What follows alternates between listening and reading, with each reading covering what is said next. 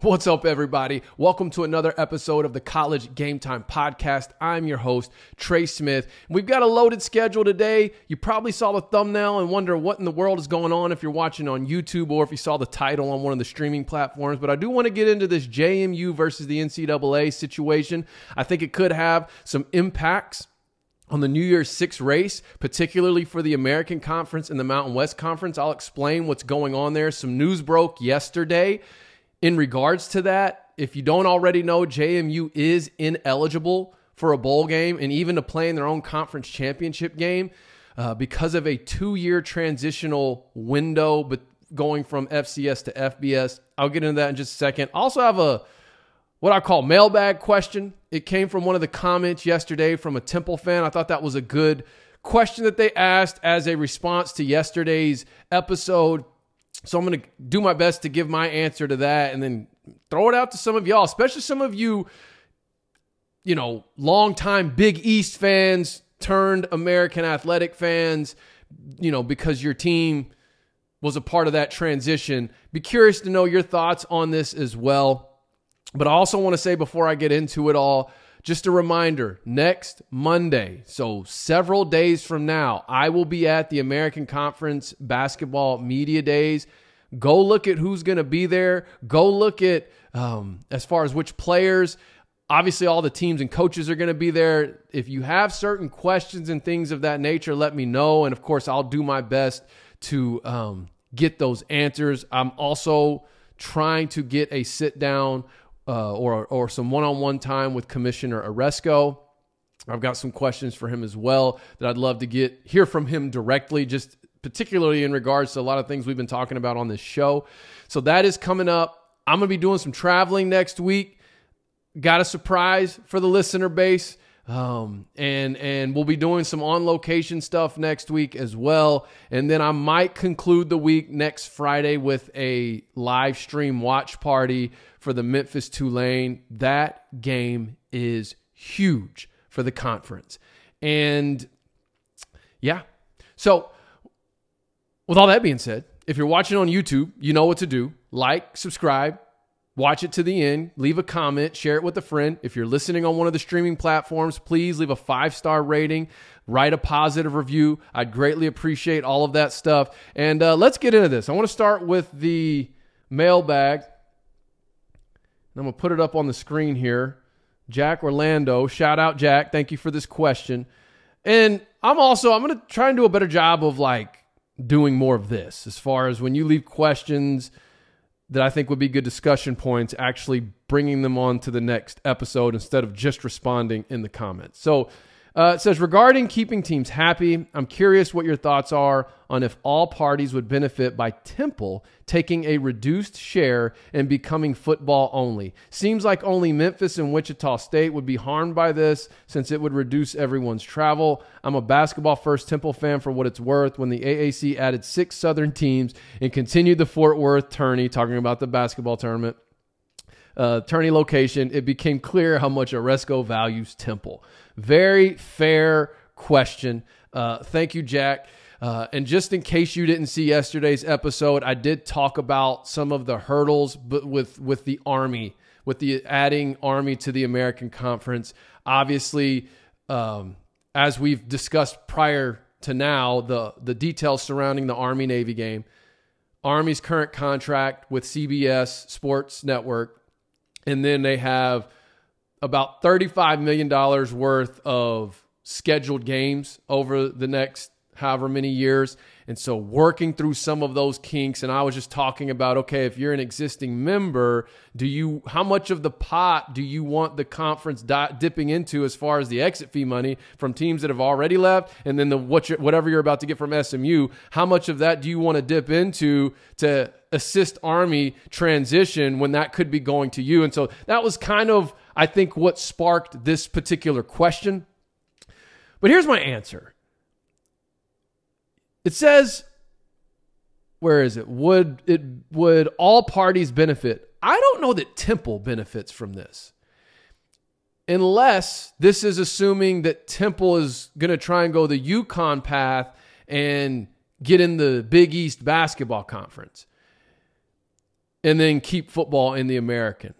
Other than that, I'm assuming this isn't meaning that Temple would go back to the Atlantic 10. I'm assuming it's them trying to get into the Big East. That's the only way I could see it financially making sense for Temple, unless there's a piece here that I'm missing. But that's my first thing. I don't know that that's what's best for Temple. And then thinking about the conference, I don't know that keeping Temple as a football-only school is what's best for the American Conference, because and this could just be the nostalgia part of me. I mean, you could tell by looking at my background here, those of you that watch, like I'm a 90s. I grew up in the 90s. I'm an 80s baby, grew up in the 90s. And so when I think of Temple, I still think of a very marketable basketball brand. And I think for the American Conference, having that Temple basketball is important when it comes to negotiating media deals. As we just saw yesterday, the amount of exposure that the basketball teams in the American are going to get on linear coverage is pretty extensive, obviously with Memphis leading the way. But especially some of you newcomers, you're looking at the schedule going, oh my gosh, I haven't seen my team with this many linear games ever, likely. Teams like North Texas or Florida Atlantic. So I think Temple, they got the new coach that just came in. I know they had some down years here with the previous guy. Really since COVID, it seems like, hadn't really been able. But I guess that was when the 2 coaches ago when he had left, if I'm remembering correctly. But bottom line is, I still think Temple is a marketable basketball brand. I still think that Temple can be successful in the American Conference. Maybe not. I'm sure some of you Temple people that listen to this will have plenty of thoughts on that. But I think it's a team that could be successful in the conference, and I think that they add value to the conference on the basketball side of things. Now, I don't want to take away from football. Like, it wasn't that long ago when Matt Rule was arguably a possession or 2 away from getting Temple into the New Year's Six game. So I think with football, if they could just get it together on that front as well, this could be a good all-around program to have. Then you look at what that reduced revenue share would be. Would it really move the needle for other teams in the conference to really benefit from that? Because I think last year or the year before, they drew 7.5 million, something like that. So what are we talking that reduced share would be? Are you going to take 2 million? You're going to take 1 million, 2.5? I'm not like a guru when it comes to how those numbers work, but I could imagine that, like, whatever you're able to save from doing football only, I mean, how much of that can you really distribute out to the rest of the conference? So my thought is, and I'm okay if anyone disagrees with this, but my thought is Temple needs to stay a full member. That's what adds the most value to the conference, and I think that's what's best for Temple. I don't know that right now Temple basketball can go do like what UConn did. I mean, keep in mind, UConn won a national title as an American Conference team. Then they ended up making the leap. But honestly, I feel like if Temple wanted to do that, Commissioner Oresco would probably treat it the same way as he did with UConn, where UConn now has, football independent, and we see how that's working out for them. I thought they were on the up and up. I thought they were positioning themselves for a Big 12 invite, which I still think they would have gotten had the pack not just completely bottomed out the way it did. But those are my thoughts on that. I appreciate that question. And like I said, those of you that, are watching right now or listening, I'm going to do my best to try and incorporate those more throughout the week. Obviously, it being a weekly show, I'm sure I can incorporate that a couple different times as far as bringing a mailbag question on. All right, let's get to the meat of today's episode with this James Madison stuff. So I'm pulling up an article here by the Daily News Record, and it was written by Shane Metlin. I will put the link down in the description. It says, Virginia Attorney General pushes NCAA to make JMU postseason eligible. Let me give you some quick background on this in case you don't know. James Madison University, they're in a 2-year transitional window from FCS to FBS. Typically, this was put in place by the NCAA to help teams acclimate, to help them get their recruiting, to help them get themselves competitive for the FBS level. JMU comes in year one, and had it not been for this ban, they would have played in their conference championship. They were a co-division champion with, I don't remember who it was, but I think they had the tiebreaker. If you happen to be a Sunbelt person watching this, feel free to correct me if I'm wrong, but I think they had the tiebreaker, but because they were ineligible, the other team got in. I just don't remember who it is. I don't have it in front of me. So point being is they come in, and from a competitive standpoint, they don't really need this transitional window. So what they did was they applied for a waiver to essentially dismiss this second year to where they could come into 2023 and be eligible for postseason play. That got denied back in April. Well, if you haven't been paying attention, JMU right now is 4-0, 4-0, 5-0. What are they? No, they're 5-0, and they have a Power 5 victory under their belt. Now, it's not the greatest Power 5 victory, but nonetheless, it's a Power 5 victory. And the latest AP poll, there's one G5 team in the top 25 and three G5 teams who received votes. JMU is one of those three that received votes. You have Fresno coming in at 24, Tulane and Air Force at 8 and 7 votes respectively, and then JMU right behind them with 3. They're cooking. And oh, by the way, they're good. I haven't watched them intently this season, but I have caught some of their games, including this past week against South Alabama. They're good. So now, here we are. You've got this 5-0 with a Power 5 victory, getting votes in the AP poll. So, like, if they were eligible, they'd be in the hunt for a New Year's Six bid. Yet, they're still ineligible. So here's what the Attorney General said. It's Virginia Attorney General Jason S. Miyares. Sorry if I'm Miyares. Jason S. Miyares. Please correct me if I'm saying that wrong by sounding it out in the comments. This is why the NCAA is right now, I don't want to say universal, but at times a universally disliked entity. Because the way they set rules up, it's obvious they should have some discretion in how they apply. I think anyone who knows anything about the NCAA would agree with that statement right there. When you have a program that has done everything right, you should not deny these seniors their one last chance to compete for a championship and to get to a bowl game. The NCAA should use some common sense right now.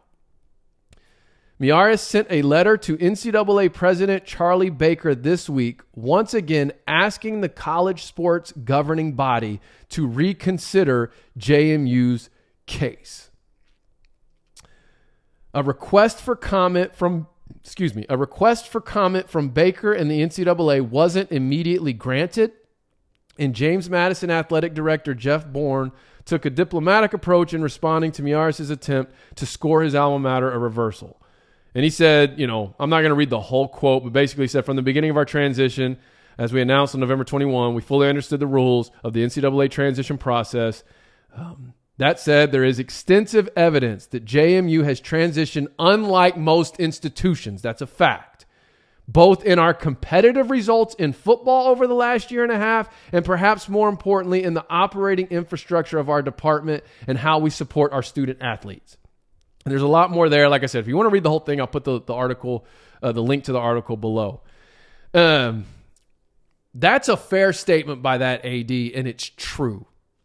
And I'll be shocked. No, I won't. I shouldn't say that. I won't be shocked because the NCAA does things that lack common sense all the time. But here's what I'll say as far as my opinion goes. JMU deserves to be bowl eligible this year because of everything I just read to you.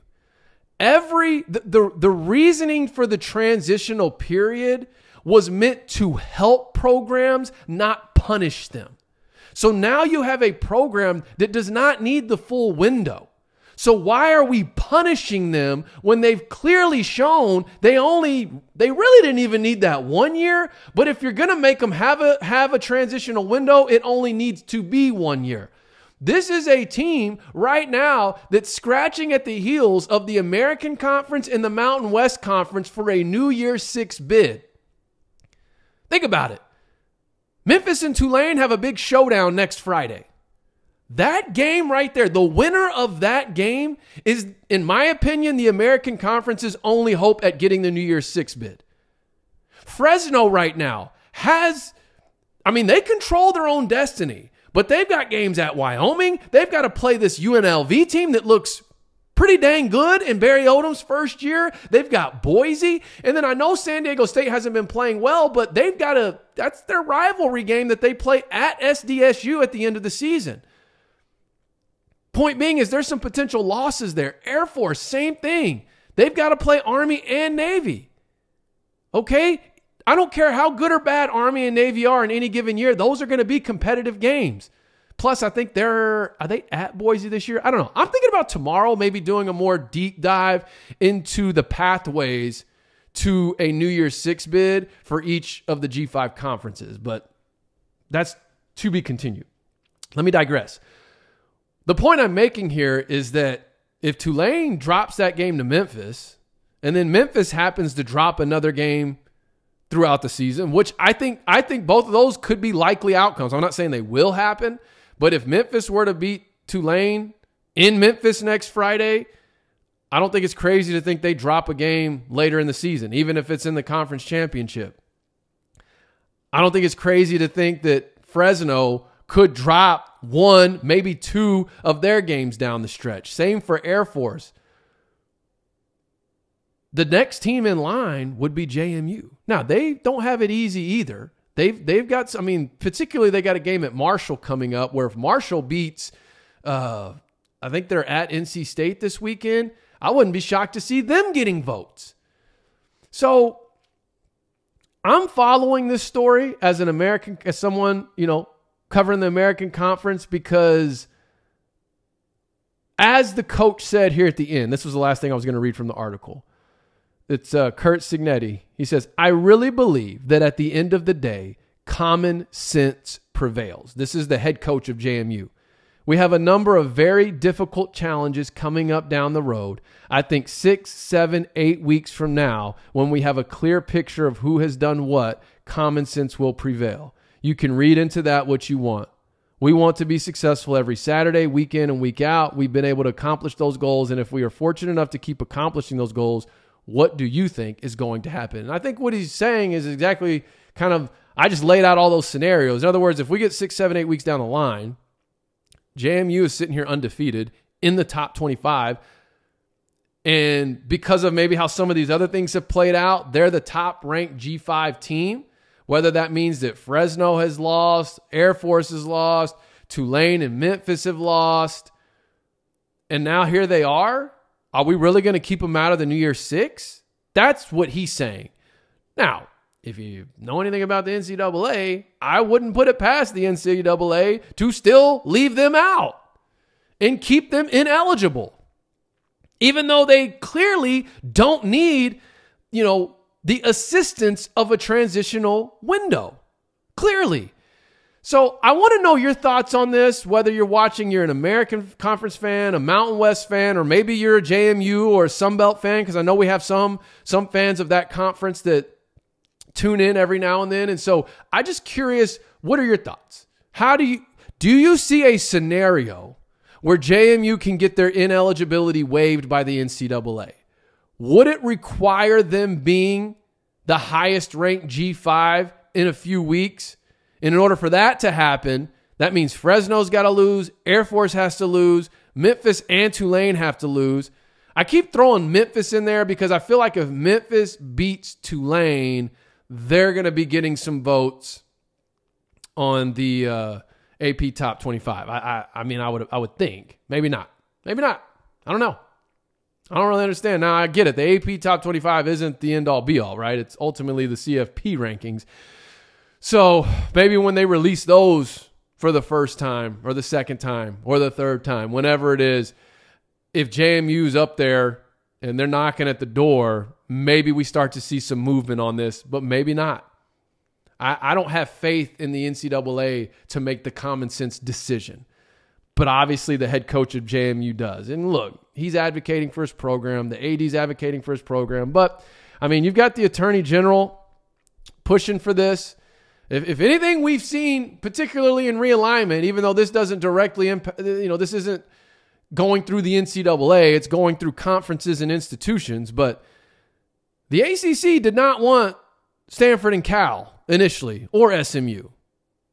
But some politicians got involved, some people in power, some people in high places got involved, and then suddenly that tune shifted. So could this lobbying of the Attorney General in Virginia be enough to persuade the NCAA to change their mind? Excuse me. Y'all let me know. I think it's going to take some lobbying from powerful people, man, excuse me, combined with the dominoes falling in JMU's favor, which starts with them continuing to win, but then some of these other dominoes have to fall as well. But like I said in the title of this episode, like if I'm an American fan, a Mountain West fan, like that's something I'm at least keeping an eye on. But that's it from me today. Let me know your thoughts in the comments. Appreciate your support. Can't wait to just continue to grow this show, grow this podcast with all of you. Share it with somebody. If you got a friend who's a fan of the Mountain West or the American Conference or the Sun Belt Conference, share this particular episode with them, and then maybe they'll keep sticking around. I don't know. Either way, let me know your thoughts in the comments. I appreciate you tuning in, whether you're listening on one of the streaming platforms or watching on YouTube. I will see you tomorrow for Friday. We are one step closer to a college football Saturday, and I'll be out. Trey Smith, College Game Time.